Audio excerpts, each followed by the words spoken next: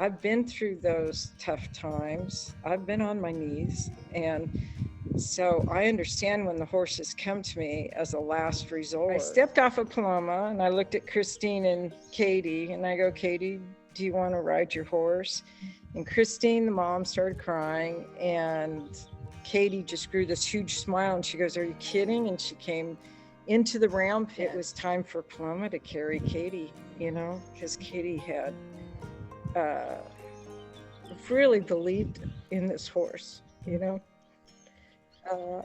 when nobody else would. So it was really cool. It was a cool moment.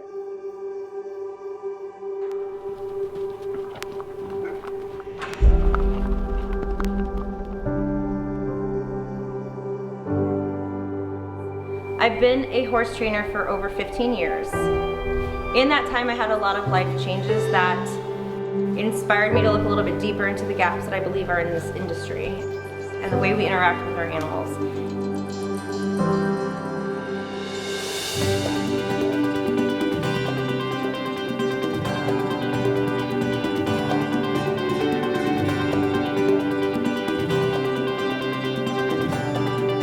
What I found is that they have been huge in being able to help people shift their perspective, completely shift their energy, and really thrive in their relationships.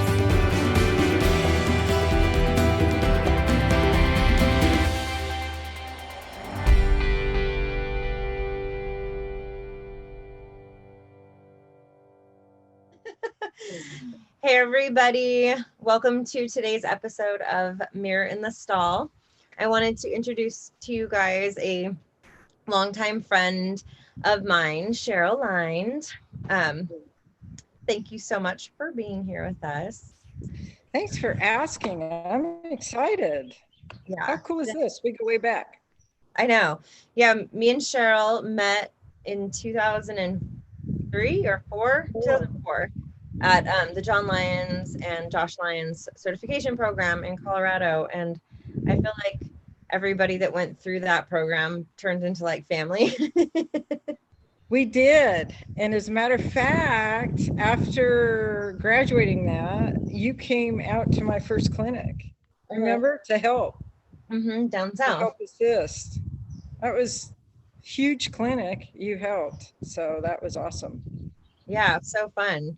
And I love that I get to know the people that started out the way that we did, and then how the evolution of a lot of us that are still training has all been very similar, because we weren't training back then like we're training now.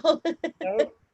I didn't even go to train. I had that little paint horse, Little Joe, that I still have, that bucked me off. I can't tell you how many times. I went there to figure out and stop him from bucking because I knew he was a good horse, you know, so I didn't even go there to be a trainer. I didn't even think that that was, you know, in my realm.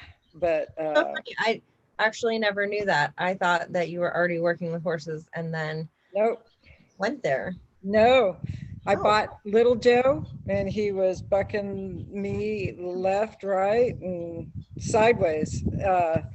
And I couldn't fix it. I thought I could just ride through it, and he just got, you know, he just got more and more insistent about losing me, you know. And so I knew he had a good mind in there, but I obviously clearly was at a loss. So that's why I went to John and Josh Lyons cert. I wanted to fix him and learn, you know, and that's it. But he was, you know, I still have him.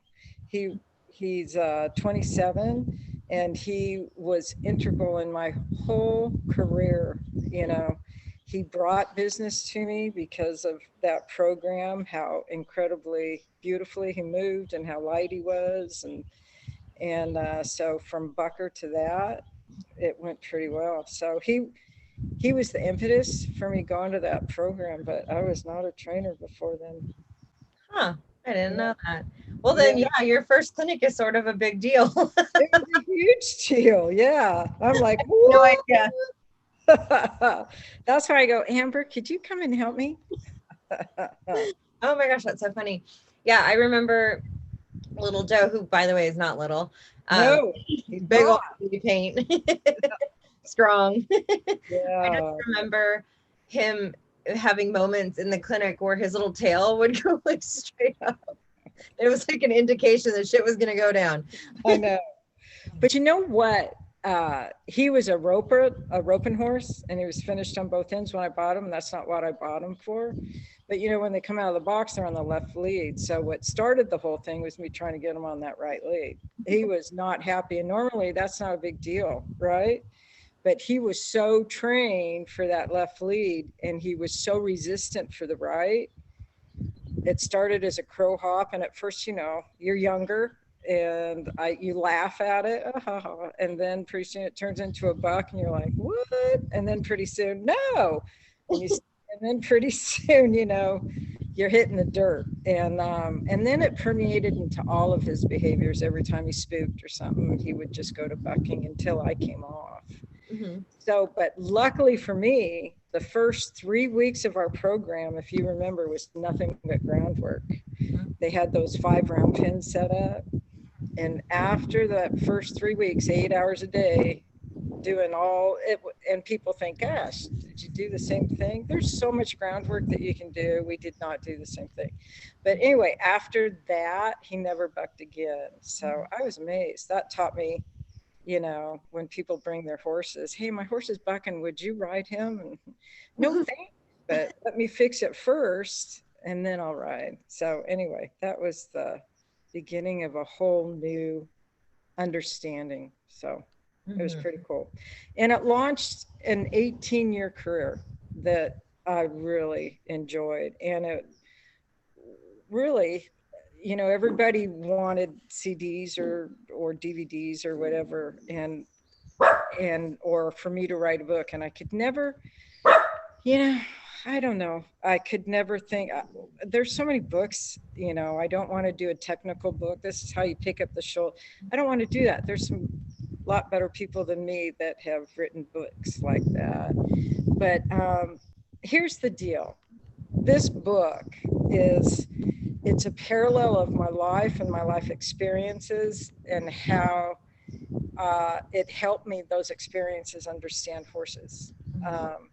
And what they were going through. And like I said, it's not in any way an anthropomorphic way, because these are horses and we're humans. But there is an understanding between us that if you're going through the same thing, or you have gone through the same thing, how better it is for you to recognize that in someone else or something else or an animal. So I can get that. I've been through those tough times. I've been on my knees. And so I understand when the horses come to me as a last resort, you know, that, you know, I remember getting a call from a 14-year-old girl and their mother saying, they were crying, and they had just come out of this big time training barn, and they had this little filly that, they bought when she hit the ground, and she was a really well-bred filly. I know the people they bought her from, and they had nice stock, and they had her in this training barn, and they didn't have a lot of money. Katie would clean saddles, and the mom would feed so that she could get some training. And finally, when it came time for Paloma to get started, 30 days later, the trainer told her that, you know, this horse is no good, you know, maybe you should just breed her. And, you know, she won't get you. Katie wanted to show, and this horse will never get you in the show pen because she doesn't have a good mind. She doesn't have self-preservation, which is when a horse will just run through something instead of think about what's going to happen to their body. And she's too dangerous for Katie. And that trainer kept cornering her through the course of 2 weeks, saying, have you made a decision? Are you going to get rid of Paloma? And then when a trainer starts saying something like that about a horse, it permeates through the whole barn. And so all these other students would come up to Katie going, are you going to get rid of that horse? You know, she's not going to get you to where you want to go. And then pretty soon everybody cleaning the stalls is treating her like she's crazy, you know? And so, you know, she's thinking, gosh, if you guys are afraid of me, there must be something afraid out there. So then it increases her fear level. But anyway, I talked to them and I asked them, well, what did the trainer say? And she said, well, they're not going to train her because they just think she's too dangerous and they're waiting. They keep cornering Katie, telling her to sell her. And she's part of the family. We don't want to sell her. And they didn't have a lot of money. So you know, and I was expensive. So I said, well, go ahead and bring her up. And I'll tell you what, you know, if I can't fix her, you know, or if in 30 days I don't think I can, you don't have to pay me a dime, you know. And so they brought Paloma up, and I like to watch how the owners handle their horse, as you do too. You know all this, but I'm speaking to you as if you don't. But anyway, and she was just an old soul with horses. She had no fear with Paloma, and Paloma was really comfortable around her. She was really good.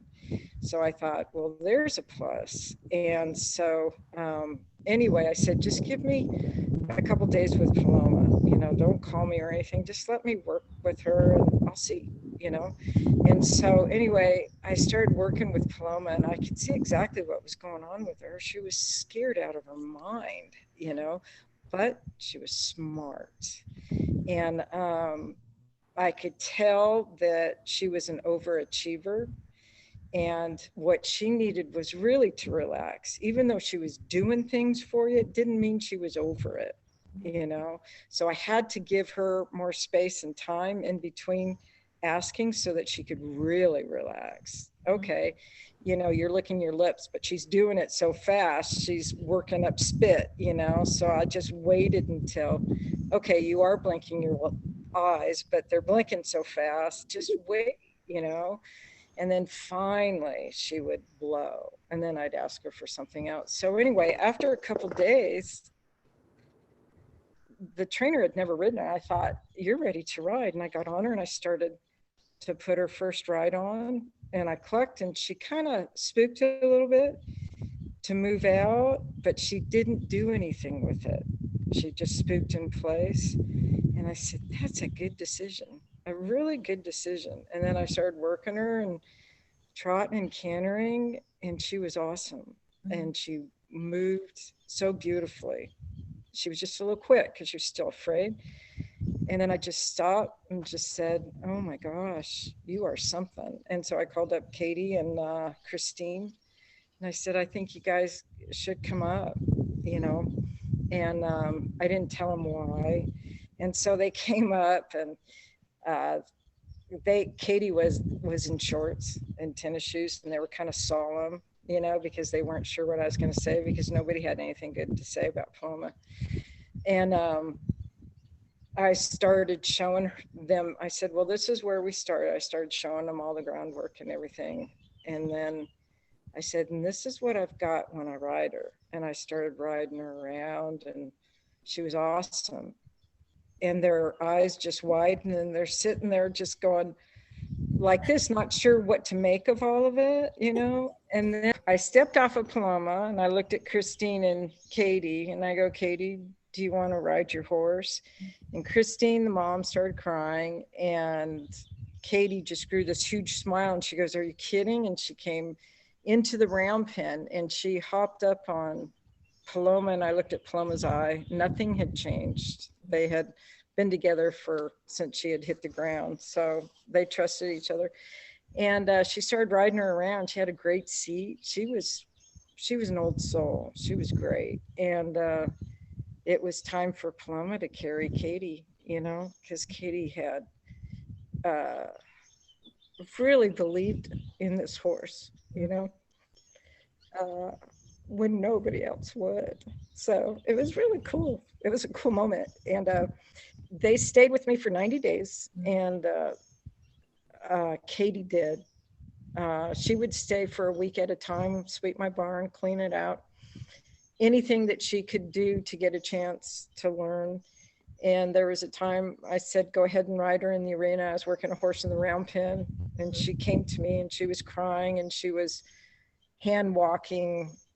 Paloma. And I go, what happened? Did you come off? And she goes, no, I was getting mad at her because she wouldn't go, and I don't want to get mad at her. And I go, okay, well, you know what?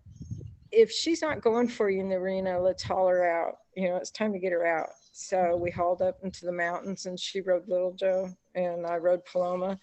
We were loping all over the place. She did great, absolutely great. And she was a really striking paint, just pure white, blue eyes with deep, deep brown splotches on her. So she was really recognizable. Anyway, in the national forest, we meet up with these women that were from the same, barn that she came from. Mm-hmm. And they go, is that Paloma? And I go, yeah, it's Paloma. And they said, well, is she crazy?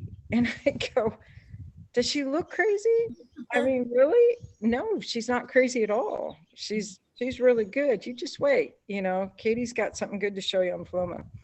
And then we'd haul to event centers so that I could ride her around event centers and get her used to that for Katie. And when Katie left, she showed her in Hunter Jumper, I think, or English Pleasure. And she came in second out of 30. So she did really well. So, and let me tell you, Paloma blessed me like you couldn't, you just can't outgive God. How I say that, because everywhere Paloma went, they knew her before and they couldn't believe the change in her. She brought me so much business. It was like, yeah, look, she was saying, look at me now, so she was awesome. So, that's perceptions that everybody has out there. Mm-hmm. And they're not always accurate, mm-hmm. And so that's been my career, and that's my book. Mm-hmm. And it talks about, horses, other people's perceptions are not accurate. So, Yeah, and the book is called Riding from the Heart, right? Yep, Riding from the Heart. And yeah, I just had this conversation with multiple people about how important it is to identify what your own personal story is and separate that from your opinion about the horses that you're riding or training or even, being around. And no matter if you're a horse owner or like a vet or a body worker or whatever it is, being able to be very aware of what is my own story, and am I putting that on something separate, or can I just hold the space for this being to have its own story unfold versus projecting yourself all over everything. So how now that I know that you weren't a horse trainer before, a little bit about the story, because I know it ties into the book about how you got into horses and how that started for you, and how that all evolved. I was a single parent, and I was selling title insurance in San Diego for a number of years, and you made a real serious income. And for my daughter and I thought that's what was important. And, I was able to buy my home and take care of my daughter, but I was miserable, and I was at a stoplight. This was a defining moment. I was at a stoplight, and I looked at the gal next to me in her car, and there was just this dead in her eyes as she was staring ahead.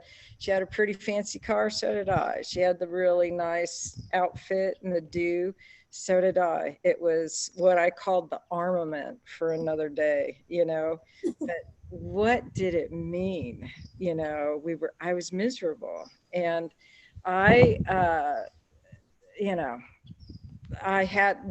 had to take some loan documents to an escrow that was outside my territory in a rural community.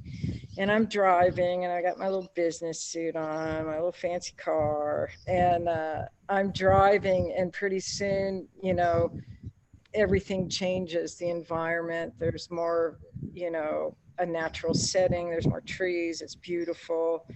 And I see this pasture, and I just put on the brakes, and I pull off the side of the road, and I look at the pasture, and just everything about it was honest. There was the the horses were resting. It was beautiful. The trees, the wind blowing through the trees. There was a hawk circling. And it was just honest. The oak wasn't trying to be, you know, an aspen. Nobody was trying to be anything that it wasn't. It was just the way it was. And it felt like an old friend feels like you haven't seen for a long time, but you know you belong with that friend. Mm-hmm. And I got out of the car and I kind of felt like in the car. All I can explain it was I was black and white. I took my shoes off and I walked over to the fence. And with every footstep on the dirt, you know, I felt like color was rushing back in me. And I thought, okay, I got to make a change, you know, big time. So it's hard, you know, to get out of something for financial reasons because there's fear involved. But I was so miserable. I called a friend of mine, and she was in the staffing industry, and she was just phenomenal. She took me in and taught me HR. And in the meantime, and I worked in HR with her for a while, and she taught me that. I moved to Durango, and I was living in Durango, and I started. I moved there because I wanted to be closer to my element, my people, my community, and I just made this huge change. And I got a job working in HR for a great company, but again, something was missing, and I bought Little Joe. I bought Little Joe, and he was a roping horse, and he was finished on both ends. But the problem is that he was so left leaded, because when they come out of the box, they need to be on the left lead. If I try to get him on the right lead, he, you know, he was pretty. At first, you know, he was really incensed that I would ask him to be on the right lead, and he would kick out or something. You just think it's kind of funny, and you do it again, and then it turns into a buck, and you're like, what? You know, knock it off. And then you try and get him in that right lead, and then he's really insistent, you know, until you hit the dirt. And then it permeates, because that kind of behavior doesn't stop if you don't correct it, the cause. And that's the symptom. But and that's when I found John and Josh Lyons, and you know, their program was awesome. And I didn't do it to become a trainer. I just wanted to fix him. But it was like the college I never had and I always wanted, because that was my subject that I wanted. And the first 3 weeks was nothing but groundwork. And Joe never bucked again. So it taught me the importance of groundwork. And that was my whole career. That all of a sudden, you know, my whole career blossomed. And Little Joe was so integral throughout my whole career, because he helped me start real problem ponies that would come that were really messed up, because he just had this calmness about him, you know, and I could work these guys off of him, and he taught them a lot. And then I would do demos everywhere, and he would bring me business, because he moved so beautifully. And, you know, I never left a demonstration without somebody complimenting me on him. And I still have him. He's 27. Mm-hmm. So that's how I got started. So as a parallel to that, you know, horses that would be culled that would break down in a training program for a performance industry, whether it's dressage, I would have dressage horses come, or cutters, or rein cow horse. They would break down either in the middle of a show or in practice. All of a sudden, getting them into an arena, they start bucking, or one dressage horse just jumped and left the building, you know, and the owner fell off and broke all these bones in her face. Or, you know, this little rein cow horse guy, he was really a mess. I mean, I almost thought he was better to put down than he was to keep going. But that's the deal. They were all in something that, you know, they just, even though they were bred for where they were being ridden, it doesn't mean that that's what they want to do. So And then the symptoms would start showing up, the bucking or the rearing or the aggressive behavior. And so, you know, the trainers, they want to ride, you know, they want to train horses and cutting and ring cow horse. They don't want to fix this problem stuff. So that's when they would send, you know, these horses to me to get them fixed. And either I would tell them this isn't their gig, you know, or I'd say, you've got to do something other than take them from the stall to the arena, from the stall to, you got to get them out sometime, you know, at least once or twice a week, get them out on trail, let them, you know, let them do something else, but that's not their life. So anyway, that's kind of the parallel, you know, and it's just like us when we're doing something we don't like, you know, even though you've got the accolades and you're doing really well and you're making the money, that's where all these other things start coming into play, these behaviors such as over drinking, overspending, overeating, you know.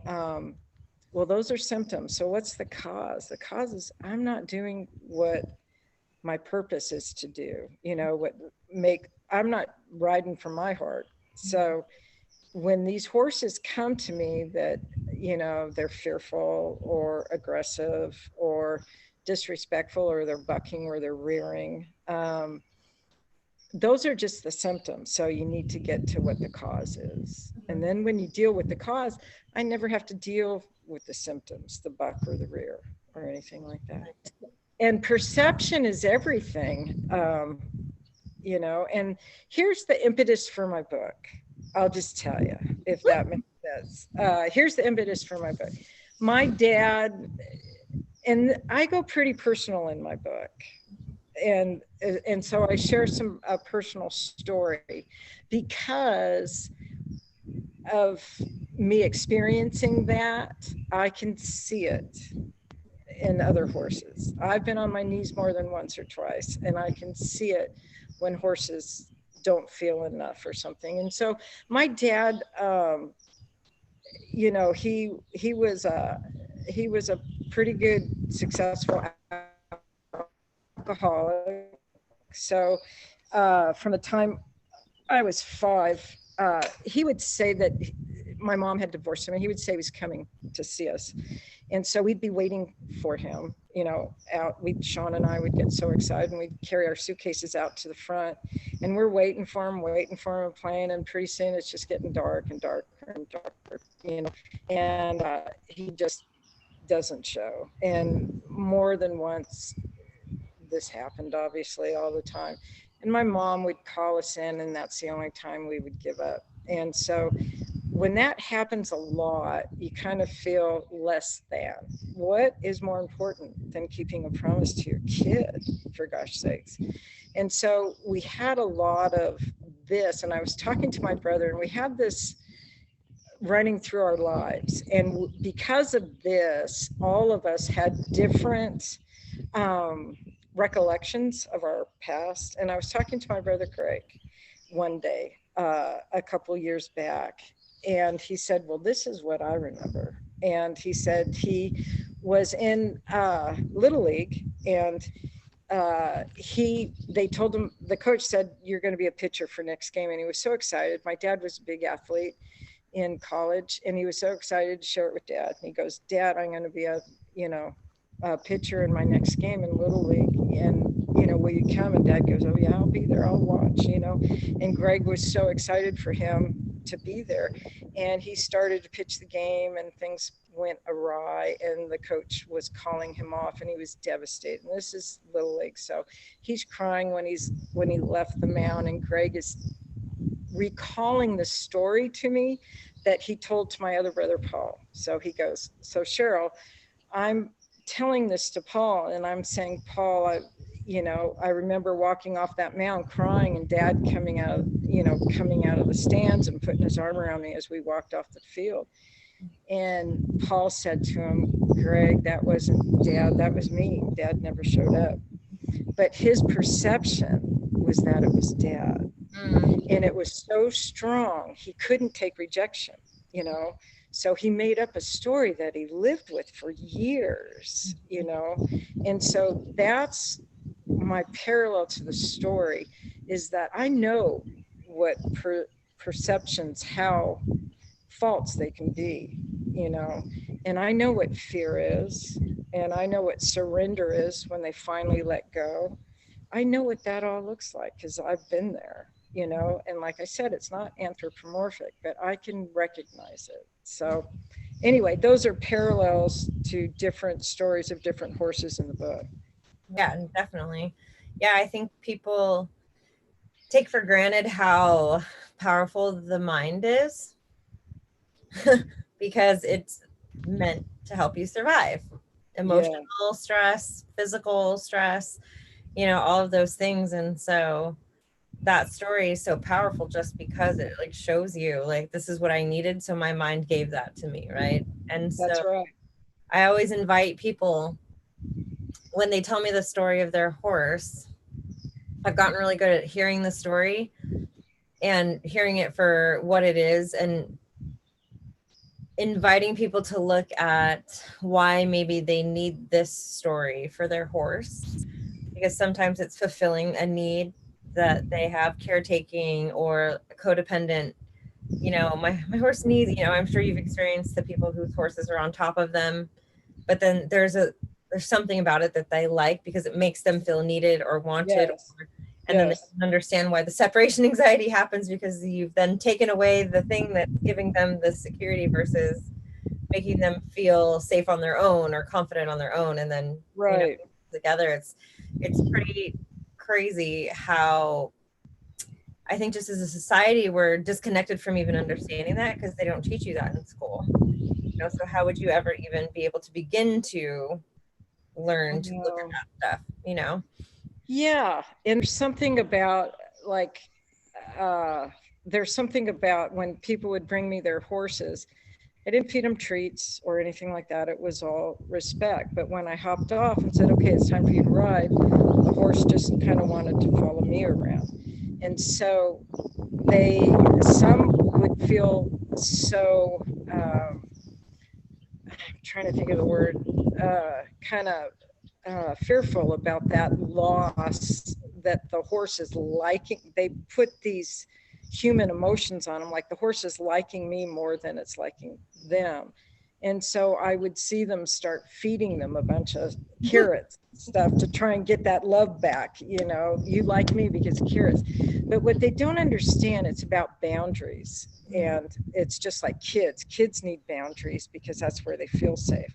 Horses need boundaries too. That's where they feel safe. It doesn't have anything to do with putting human emotions. It has to do with creating these boundaries. Now, they like attention and they like affection, but you can't, when I see that, when they're just shoving these carrots or something in their mouths all the way to the stall, I'm thinking there's a different need this horse is fulfilling for that person's life, and we need to address that, because that horse, when that horse goes home, they'll be riding my training for a little bit, but pretty soon they're going to fall into their training, which is feeding, and they're going to become disrespectful again and all that other stuff. So it's about teaching people to create boundaries, even though I can recognize it because I know what it's like to feel like nobody believes in you, or you're uninvited, so to speak, that, when everybody in the barn, horses can feel that. I got to tell you, when, oh, she's crazy. Horses can feel how you walk up to it, how you reach for it, how you talk to it. Horses can feel that. So, and not in a creepy way where you're, but just, how do you approach somebody that you care about or that you look forward to seeing? I mean, you're not hesitant or acting really fearful. So when everybody in the barn is thinking that this horse is crazy, well, they start feeling that from everybody too. And so there's that disconnect that you're talking about. There's that huge disconnect. And so they feel because there's a lot of horses that I'll start working and I feel like there's just a disconnect here. I need to work on this connection because there's no connection. But it's not about feeding, it's about learning how to communicate with the horse, how they communicate, and respecting the fact that there's a herd mentality and how you're either above or below them. That's it. Um, you've got 1 hour out of 24 hours to work with them a day. And so um, the best that you can do is to communicate to them the way that, they understand. And then that's what they respect, not the feeding and all that other stuff that comes into play. And that is a symbol. So long story short, that's just a symbol of what you're talking about, that when you're able to see or identify what the relationship is really about fulfilling. So Yeah. And I found, well, partially why I had like a mid-career meltdown, and I just was like, I have to stop taking on horses and training, because I just realized that I didn't know I could fix the horses, and then, like you said, they go home and then the fairy dust wears off. yep. And it looks like you just didn't do anything with the horse. Where I was like, I am not actually serving the horse by fixing the horse and then sending it on its way. I'm actually doing more harm, because I felt guilty that I was showing them this way that they could be and then putting them right back in the same situation. And it was sort of like, so I really had to dive into that human side of it. And it really came along with like, oh, I was so disconnected from myself for most of my life, up until probably 6 years ago, 5 years ago. So how could I ever think that I could connect with another horse fully and then connect with their human to help sort of bring them back together? And so for me, I think I was using the horses on my own journey like that. Like it was serving a need for me, because I know I could train horses really good, and it made me feel like, well, this is my equivalent to what makes me worthy to be on this planet. Like, look at Right. so Right. the same thing. It was just at a different, it just looked different, right? Because the horses were doing what they were supposed to be doing, and it served a need for me to go, look, all my ego, you don't have to be Right. worried about what people think, because look how good I am at what I do. Right. So it's like a human thing that everybody, I think people think, the whole beginning of my podcast when I started this stuff was, my focus was, I want to talk to trainers that they're doing really well in their career, but like, tell me about all the human moments. You know what I mean? Tell me when you were broken down at the bathroom at the show throwing up because you didn't feel worthy. Right. And I think the most important thing for people to understand is that, like, literally all of us, no matter what you're doing, are still doing the same pattern. Some of us have just realized it and are further along. So to not feel like, oh shit, that's what I'm doing. It's like, we all did it. We all still do it. You know what I mean? All do it. We start searching for things on the outside to fulfill us on the inside, but we've already got everything that we need on the inside. Mhm. And we just need to figure that out. The more we start looking to things on the outside to fulfill us, the more that we depend on that outside stuff, the more gutted we get on the inside.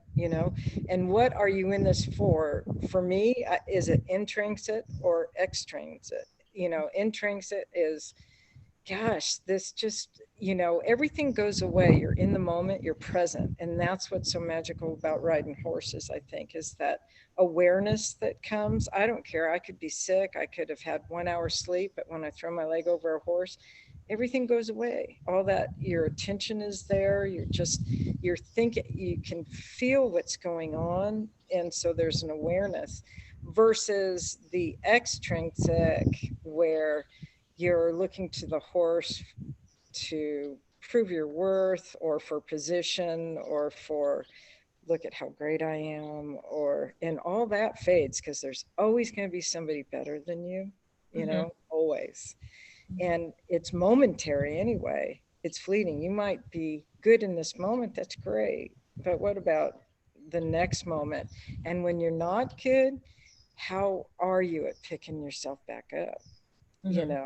So the tougher horses I got, I was really thankful to them because they helped me out. And then I realized, I had tough clients too. Mm-hmm.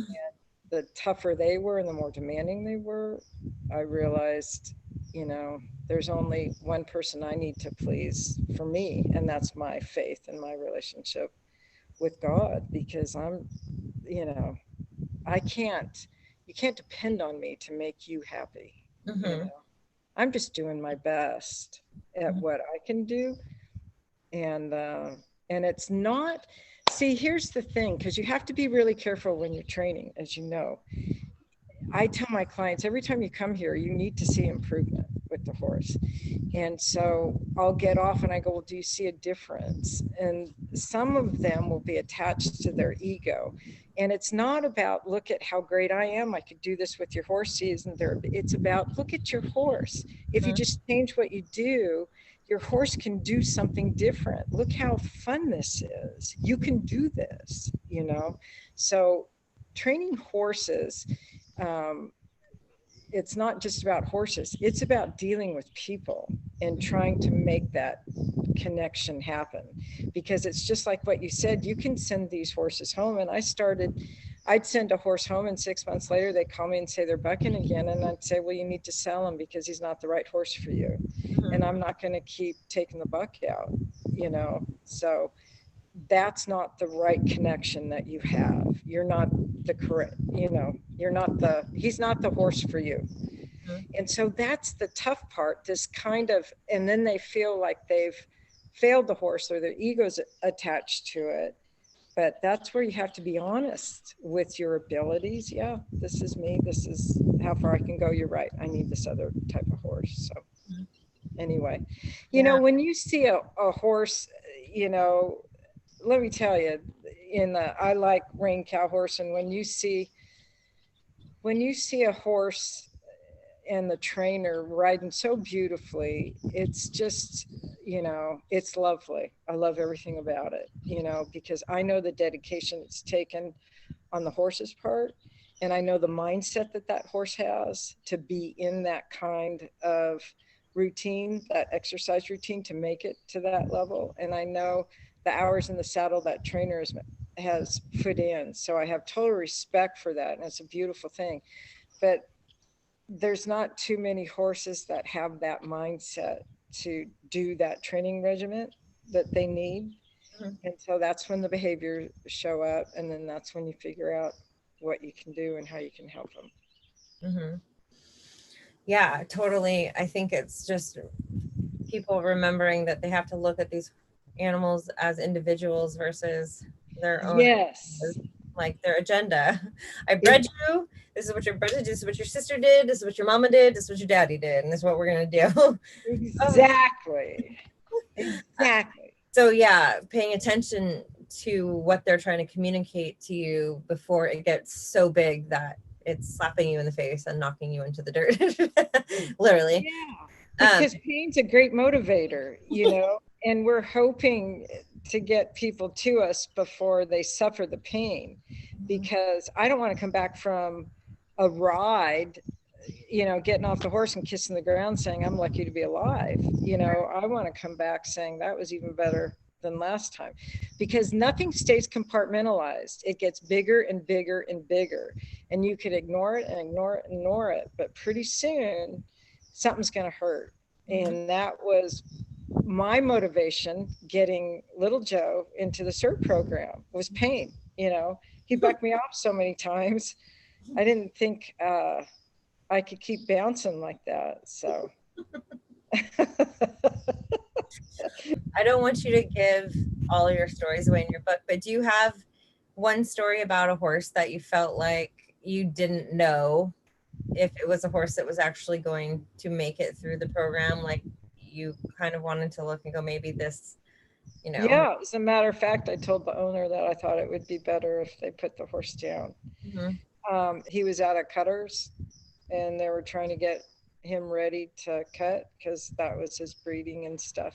And but very unsuccessful, you know. And I know the cutter, and the cutter was a real good deal. You know, he's the real deal. And but this guy, I mean, he had gone through fences. There was something definitely wrong, you know. And so they brought him to me to fix the fear so that they could get cutting on him, you know. And he he was probably the toughest. And by the time he got to me, you know, his mouth was bloodied. And everybody had tried everything on him, but it didn't work. And you couldn't touch him anywhere, at his hindquarters or anything. It would just turn into like a Gatling gun. He'd rip it off, you know. And saddling him, it was really kind of like the real deal Mustang. One day you could put a saddle on him and you think, okay. And then the next day he'd break in two with no self-preservation. And the only thing keeping him off the top of my round pen was the fact that I still had him haltered with a lead rope. And I was just trying to keep him alive through this bucking spree. And there was just chaos. And he was so balled up, if you know what I mean. He just was never relaxed. And in the morning, first thing in the morning, you could go through my barn and I would always, you know, be feeding supplements and stuff, and everybody would be resting, but not him. He's still standing. I never saw him lay down, you know, and because he didn't trust to lay down. And I remember, so anyway, he was pretty dangerous and super dangerous, because even if he got hurt, it would be really hard to doctor him. You know, he was just really hard to handle. So at some point, you know, I thought, this is the horse that we need to lay down. And laying down is a completely, you know, I know that there's some people that think that that's a dominant submission thing. It doesn't have anything to do with that. You know, it's about the horse realizing their worst fear and living through it. That's it, you know. And so laying them down gets them in the most, you know, in, you know, the most, you know, the worst position that they could be in to get hurt, and then they live through it. So anyway, laid him down, and I got on top of him, and I had the help of another trainer to lay him down. I didn't do it by myself. When he laid down, I got on top of him and rubbed his hindquarters everywhere where I couldn't rub before. And I got off of him, and he stayed there for like 3 minutes, you know, and I left the round pen, and he stayed there, and he got up and he yawned and rolled his eyes back and laid down again. Aww. Yeah. And then when I let him be for another 3 minutes, I got in, got him out and put him in my arena, thinking that he would have more room to move around, do what he wanted. I took the halter off and he laid back down. So I had put him in my gelding pasture, thinking that if he could just run with my geldings, that would be better. But they kept him on the outside. They knew something was wrong with him, you know.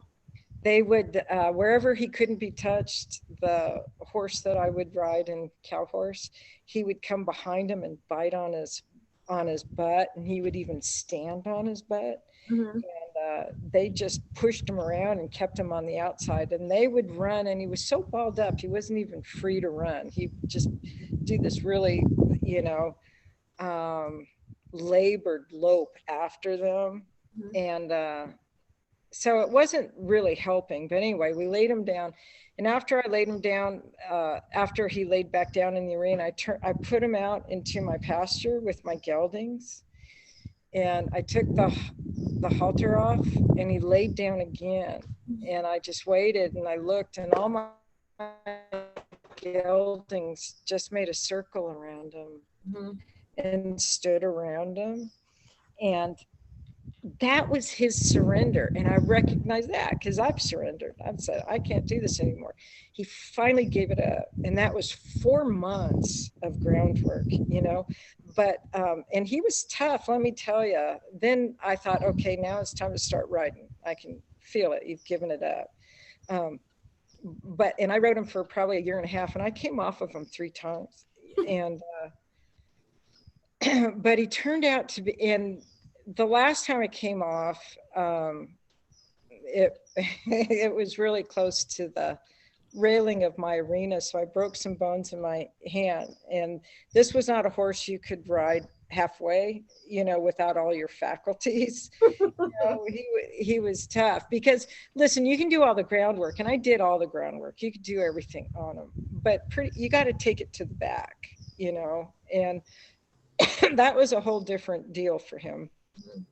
And in a year and a half, I came off like 3 times, but I would haul him to other places and ride him. We had a friend with an 800-acre working cattle ranch, and I would ride him there around cows and in cows, and we would track cows, but something would trigger and bam, he'd be gone, but the owner of him was a friend who was a really good trainer and a really good rider. And when I broke the bones in my hand, he took over, and he, at my place, rode him at my place and rode him everywhere. And he came off about 3 times too in a year and a half.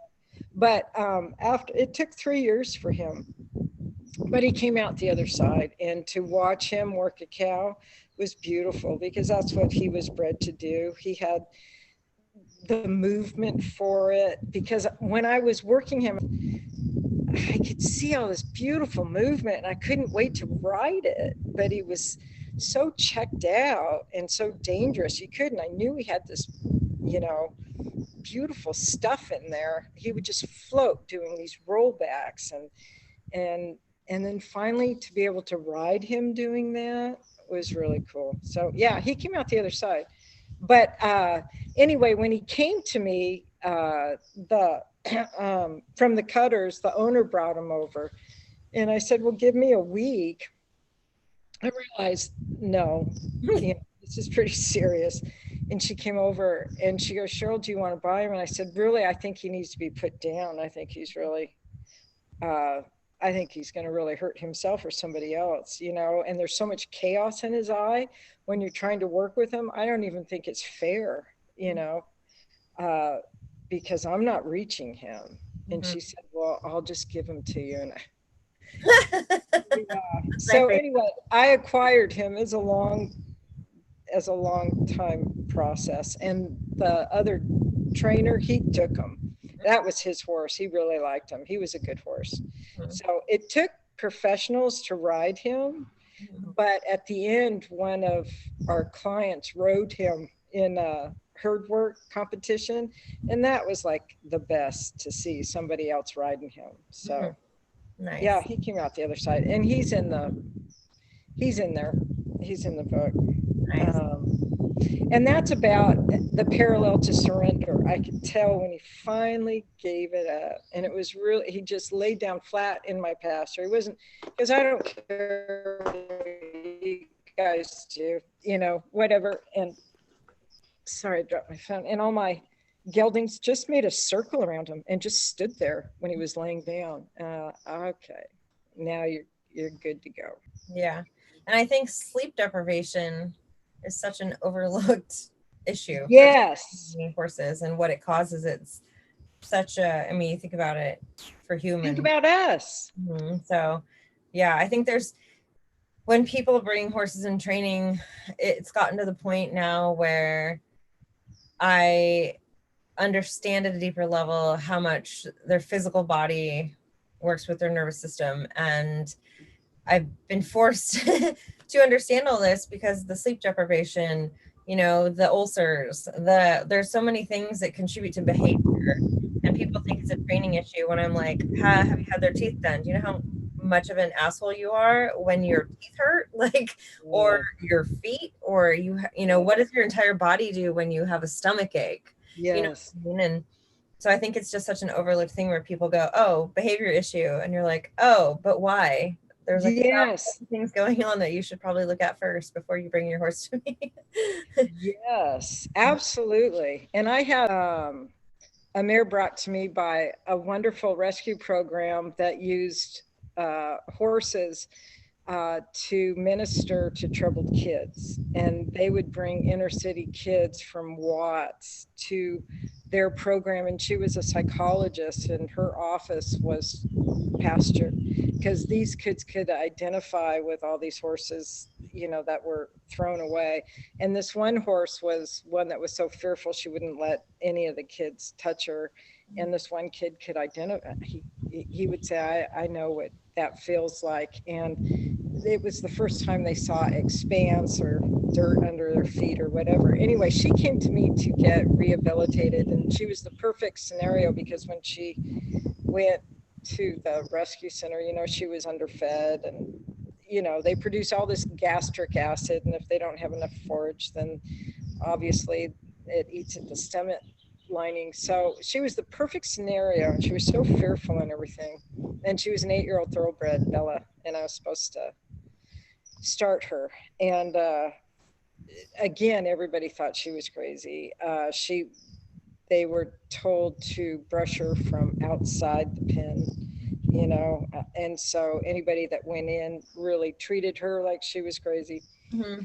And so anyway, by the time I got her, she was doing really well, but I could tell, you know, by the time everything I had done was good. I didn't overlook anything, but she was still popping up when it was time for me to get on. I said, I really think she's got ulcers because the demeanor does not fit this. I think this is pain. You know, if something's wrong, I'll own it. If I've missed something, let me go over if there's any holes, but there weren't any holes with her. So we had her scoped and she had an ulcer.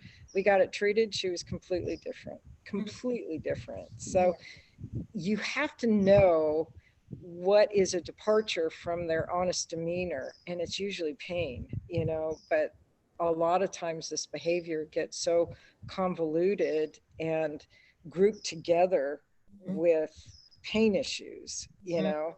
It's hard to tell what their actual problem is, you know. Yeah. But anyway, I could tell what she was doing, she shouldn't be doing at this time in the training because we've covered everything.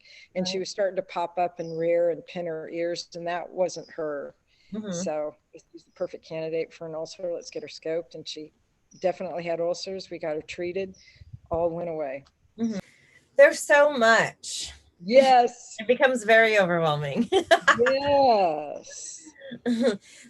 But that's where your awareness comes in, you know. And I know that there's people that have, you know, trained a horse or worked a horse, but when you and I, probably 1,000 horses have come through our program, we've learned, I think the best thing people can do is ride more than one horse in their life. You're going to learn, the more horses that you ride, the more horses that you get familiar with, the more you learn.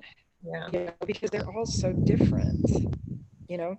One of the most powerful clinics that I do is we do all groundwork, but then people trade horses. Because I was like, the only reason I can take a horse I don't know and get stuff done is because I've taken so many horses. Yes. You learn to just start from wherever that horse that's right in front of you is without all your stuff. So when you have to start switching horses with people, it becomes vulnerable for the person handing their horse over. And then it becomes vulnerable for the person taking the horse because in all the, you know. Yeah. To witness the horses behave differently in between each human is also super powerful. But yeah, it's such a thing. And I think it's a thing that horse owners that just have a horse, they don't get. So they're used to like one thing and it doesn't ever really expand their feel or even understanding.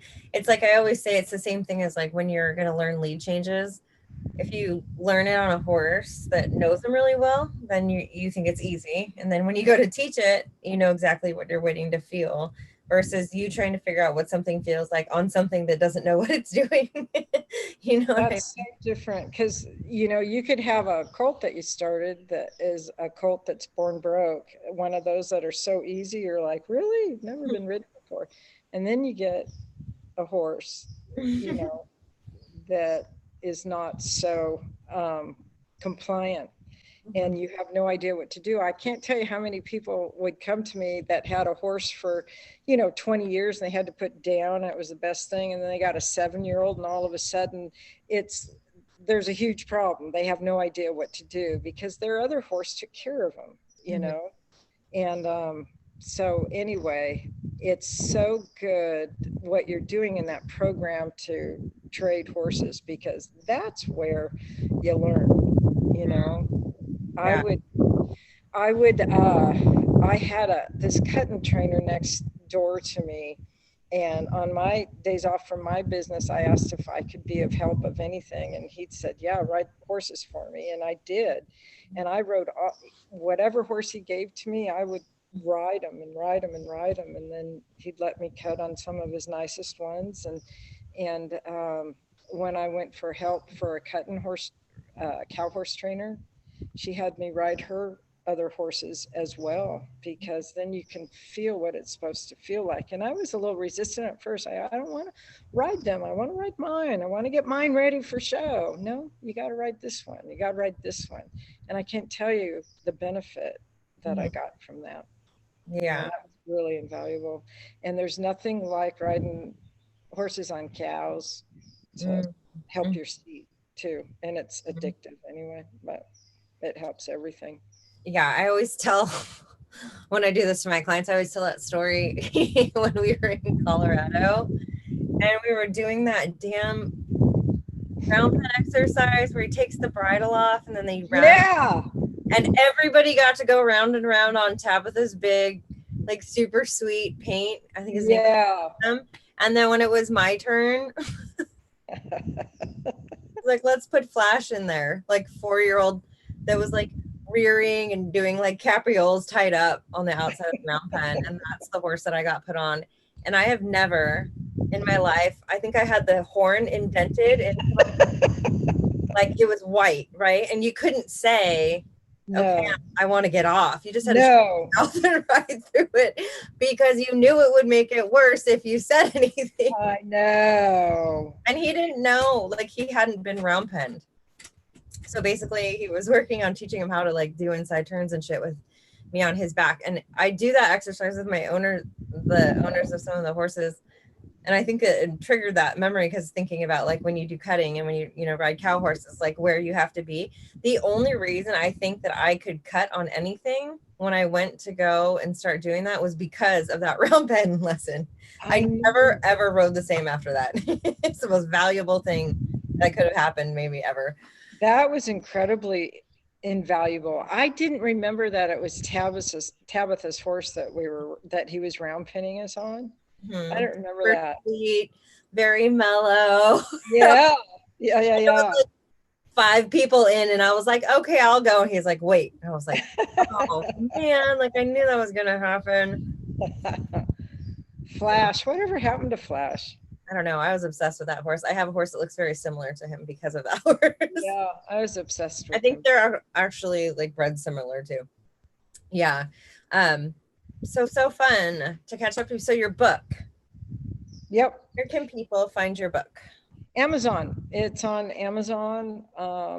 You can buy it in paperback. You can buy it ebook. It's also online at Barnes and Noble, and it's also with Fulton Books. That's the publisher of it. So if you go online at Fulton Books, you can get it. But the easiest thing, you just pull it up on Amazon. Okay. Well, we'll put a link to it in the YouTube video and in the comments of all of Perfect. Really awesome.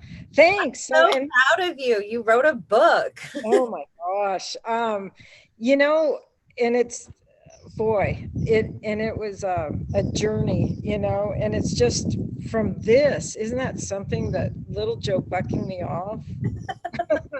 What that created and going through John and John's program just really lit a fuse, you know, and it was a wonderful program for that, for all of us that stuck it through. It was tough for me. I didn't even know what a rollback was when I went there. I'm serious. Yeah. So there was so much that I did not know that I learned. So it was invaluable, and I'm so grateful to them to share their expertise, because we all stand on the shoulders of somebody, you know. And it's wonderful, you know, it's wonderful. I don't think a year went by that I didn't get some training somewhere with somebody for something, you know. So you never want to stop learning, that's for dang sure, you know. But there was so much in that program. 6 months afterwards, I'd be riding a horse and I go, oh, that's what they meant, you know. It takes a long time for me to assimilate it all, but if you let it soak in, you know, training takes time. that's just the way it is too. I don't think you can be in a hurry for it. It's taught me a lot of patience. It takes time. Mm-hmm. So yeah, and it feels like the moment you stop wondering when it's going to happen, then it's like, here you go. what? I know. So it's been an exciting journey. So anyway, I just paralleled just to take the mystery out of horse behavior. It's not a how-to, but I hope people do learn something from it. Mm-hmm. And it just parallels some of my personal experiences with how I could identify some to better help the horse. I had to understand the owner. You know, you go into it thinking it's just about horses, but actually it's not, you know. They didn't teach us that in Colorado. No, they didn't. They didn't teach us that. And so to help the horse, you have to connect with the owner. And, you know, that's been good because it's not so totally, you know, encompassed with just the horse. You're not just saturated. You have to make a connection. And I think we're all here to serve. So you have to serve in some way. You have to hand that off, you know. And for some people, if they're open, I'm still friends with Katie and Christine, the owner of Paloma. They've been close client friends of mine for, you know, 17 years. And I've got long time client friends, as I'm sure you do, you know. Yeah, definitely. Are you doing clinics, or do you have an open book for training? Are you taking? You know, I'm just training right now, and I'm not doing clinics, and I'm just I'm real picky about, you know, I'm not so much into building a career as I am building a horse. So I'm taking my time on each horse. I'm not taking any more than 8 at a time. So there's an opening and it depends on the horse. I'll take it, you know. So right now I've got 8 horses that I'm working, and 3 are getting started and the others are working issues. So working, I've got an off the track thoroughbred that's been in a paddock for 8 years, and the owner wants to rehab it into a trail horse. So stuff like that. But actually he's really cool, and the owner is really cool too, and he's really coming along nice. So it's not as silly as it sounds.